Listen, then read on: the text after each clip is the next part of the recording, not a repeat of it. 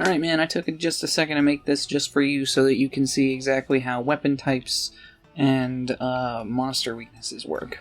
So if you open your menu and you go over to Hunter's Notes, you can check out your large monsters, and from here you can see every single type of monster.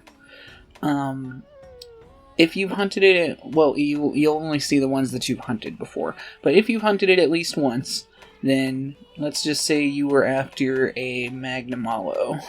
Here we go. Let's say you're after Magnamalo.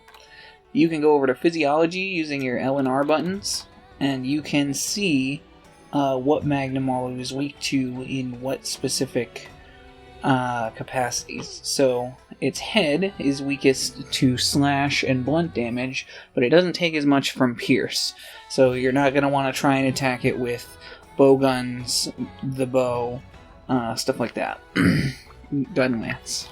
But you do want to hit it with the insect glaive, or dual swords, or the hammer, or hunting horn. At least in the head. And then you can also see that it's got weaknesses for every element, right? So you got fire, water, electric, ice, and dragon. Magnamalo, just generally here, looking at all of the stuff on the right, it seems to be weakest to water, because he takes 25 damage in the hind legs and 20 damage in the torso and foreleg, as well as 15 in the head, 15 in the back, and 15 in the tail. So that's the highest spread that you've got for Magnamalo. So that would mean that when hunting a Magnamalo, you want to be using a slash or blunt type weapon, and you want to be using water specifically for an element. So what that means is when you go into your item box, you want to be able to select any weapon of that type. So this is just my insect glaive stuff, but I've got stuff for... Actually, no, it's not just insect glaive, is it? Oh yeah, it is, because you have to select your weapon. But I've got sword and shield, I've got a bunch of them. I've got... I might have some bows. I got one bow. Switch axe? Yeah, switch axe, I've got a few different kinds. But insect glaive is the one that I most regularly use, so it's the one that I've got the widest spread of weapons and variety for.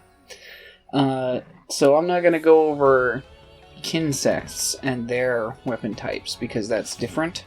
But I will go over the insect glaives themselves, just real quick.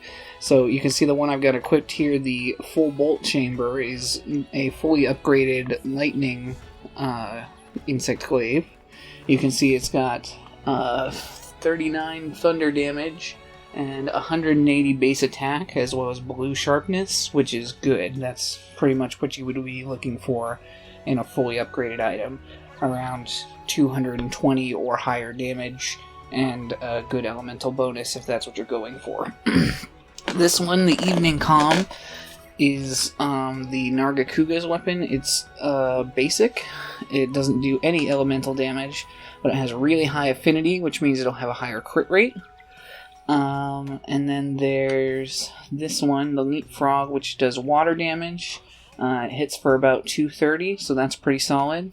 Fire Dance Wrathmaul does fire damage.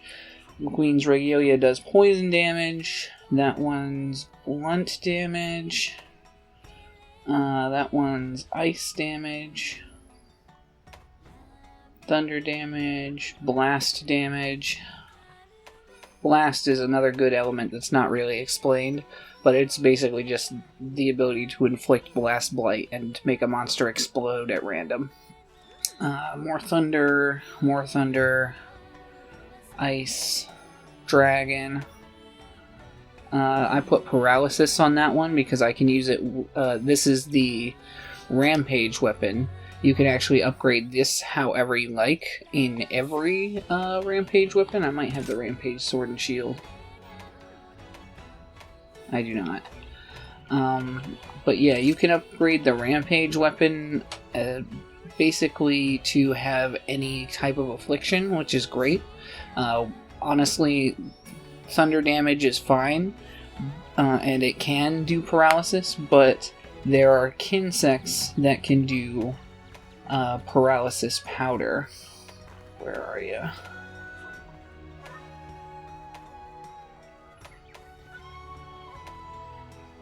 I know I've got one. Here it is. This one's got poison and paralysis powder.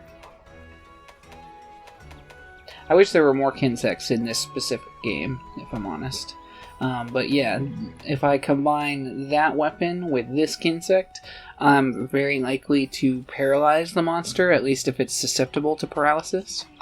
And you could find that out by, again, going back to your hunter's notes.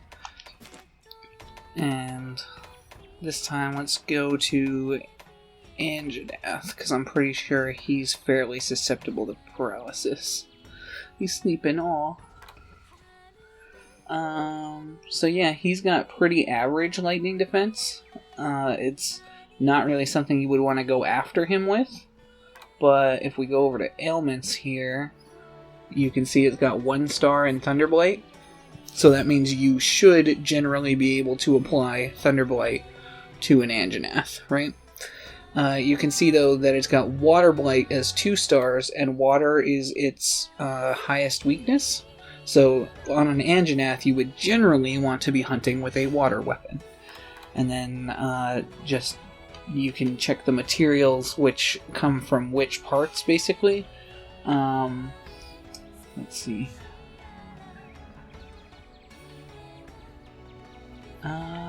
That seems different than it does in Monster Hunter World. I'm not going to bother touching on that, but these are where you're really looking at for finding out what monsters are weak to. So you can see Tobi-Kadachi here has a really high weakness to poison. So poison's not actually an element. It's not something that'll add and stack damage in that way. It's going to add a passive damage. So you see the poison right there. 3 stars, it's really susceptible to getting poisoned, so that's the type of weapon you would want to bring. But yeah, hopefully that was pretty easy to understand. You can do that for both large and small monsters, but generally small monsters don't have weaknesses because they're so weak that they're not something you're going to need to prepare for. And yeah, that's how your Hunter's Notes works. Thanks everybody for watching. I've been Kaibon the Renegade. I hope this little tutorial was helpful. We'll see you guys next time. Hope you have a great day. Bye. Buy my book.